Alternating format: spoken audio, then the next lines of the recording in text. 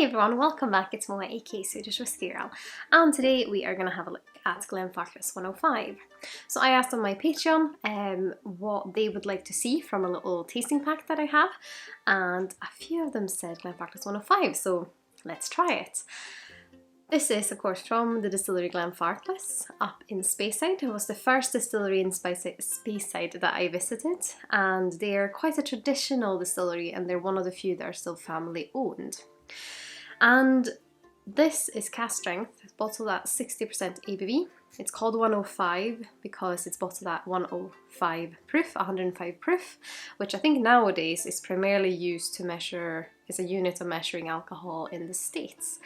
In the UK, we usually use ABV, which is the 60%, but you still use proof in America. And what I find interesting about Glenfarclas is that this cask strength release is always bottled at 60%, and if it's cask strength it can't be watered down, which made me think before that it might be a batch strength, but that they called it cask strength, but apparently it's actually blended together so that the ABV is always 60%.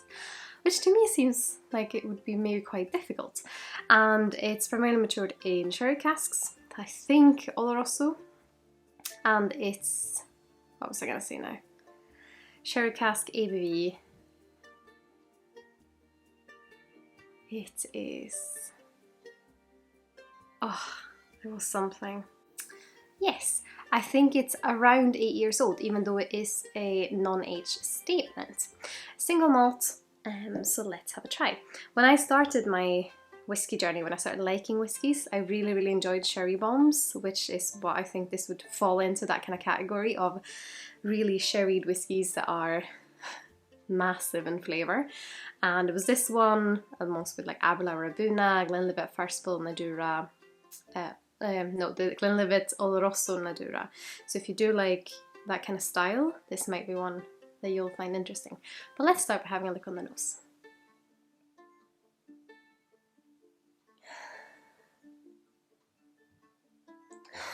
I almost don't want to say this because everyone says that about sherry, but it's quite Christmassy. It's that kind of Christmas spices coming together, the ginger and the cinnamon and the cloves.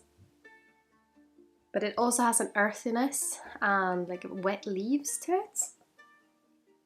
I would say it's more earthy than super sherried on the nose, which I think for me has to do with the character of Glenfarclas.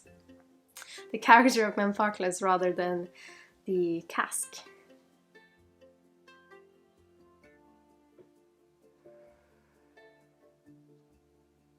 It also has a grainy note, so like barley, quite dry barley, and it's like chemical notes, which sometimes for me show up in sherry casks. So almost a bit like petrol. Petrol, barley, Christmas spices, wet leaves, earthiness. That's on the nose for me, but let's have a little taste. 60%, Sláinte.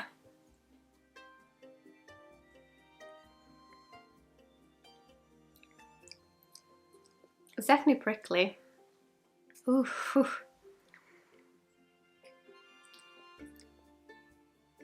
I mean, if you like a bit of warmth and a little bit of kick, you could probably drink it at 60. I will add a bit of water in a second, just to see what happens to it. But first approach, it's a little bit like honey. It's that kind of sherry flavours, I think a little bit more on the palate. Almost like a grapefruitiness along with dried fruits, dried cherries maybe. Or almost like dried cranberries actually. A little bit savoury. So it has an earthiness on the palate which almost makes me think of smoke.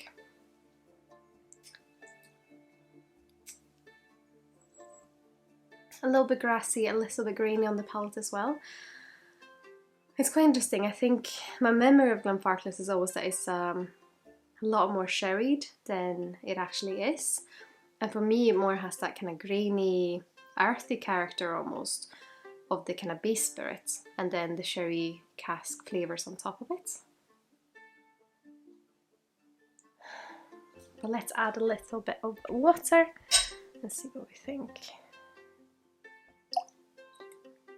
There we go.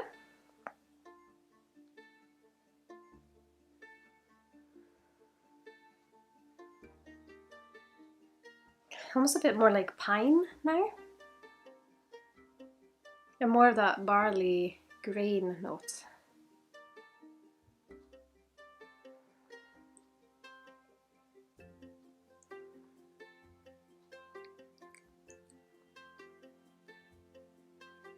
It still has this tingling on the tongue,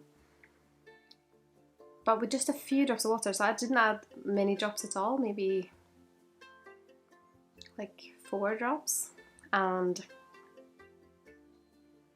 I don't know, I quite like a little bit of heat in this whiskey because it kind of complements the character of it.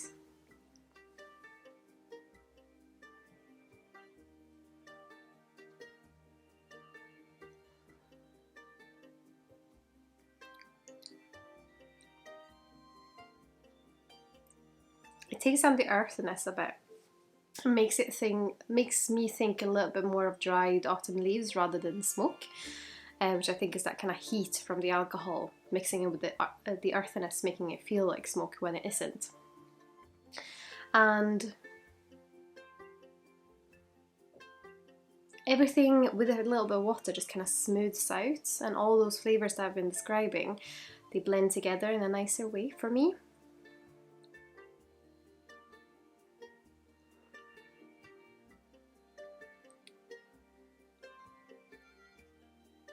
And I think if you are someone who likes cask strength whiskies that have a little bit of earthiness, that have this kind of almost classic whiskey character of a little bit of wood, a little bit of a grassiness, a little bit of fruitiness, then you would like Glenfarclas 105.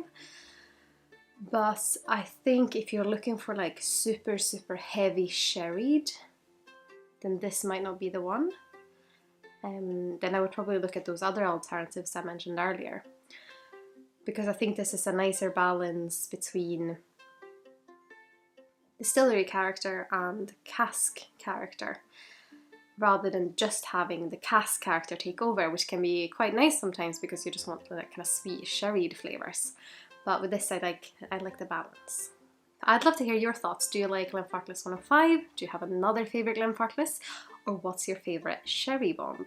I have plans to hopefully one day do a sherry bomb kind of cask strength sherried whiskies comparison.